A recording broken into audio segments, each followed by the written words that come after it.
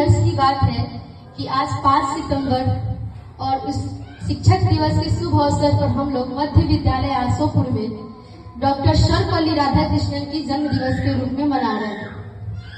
Doctor Sarvepalli Radhakrishnan जी का जन्म आज के ही दिन 5 सितंबर 1888 ईस्वी को तिरुतन्नी नामक गांव में हुआ था।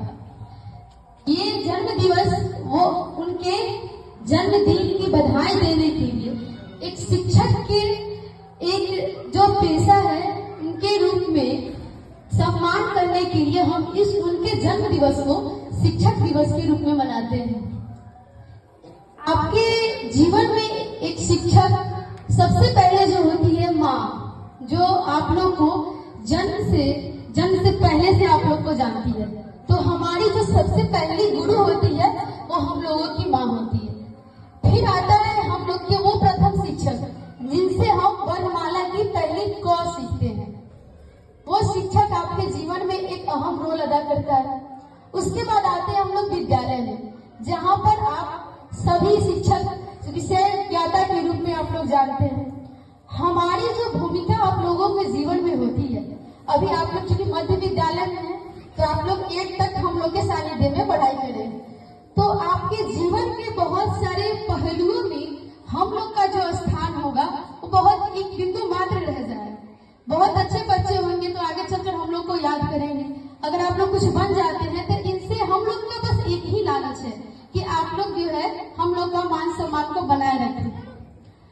जब शिक्षक आज जो हम राधाकृष्णन जी की जन्म दिवस को मना रहे हैं, वे भारत के दूसरे राष्ट्रपति थे और प्रथम उपराष्ट्रपति थे, और उससे पहले वे एक शिक्षक थे।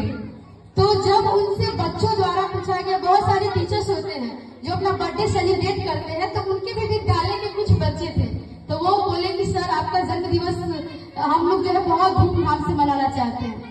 तो बोले कि हमारा जन्म दिवस अगर सिर्फ मेरे जन्मदिन पर मनाया जाए तो ये हम ही जानेंगे, लेकिन जो सबके जीवन को बनाता है उनके बारे में कोई नहीं समझ सकता। एक शिक्षक के समाज में बच्चों से इज्जत होती है, वैसे उनका कोई पैसा नहीं है, उनसे आपका कोई लालच नहीं है, और उनकी जो इज्जत होती है एक बच्चों के माध्यम से होती है। तो जब उनसे पूछा गया कि सर हम आपका जो है बर्थडे सेलिब्रेट करना चाहते हैं, तो वो बोले कि हमारा जो बर्थडे है वो आज के जन्म दिवस से अगली बार जब भी मेरा जन्मदिन याद किया जाएगा वो शिक्षक दिवस के रूप में याद किया जाएगा।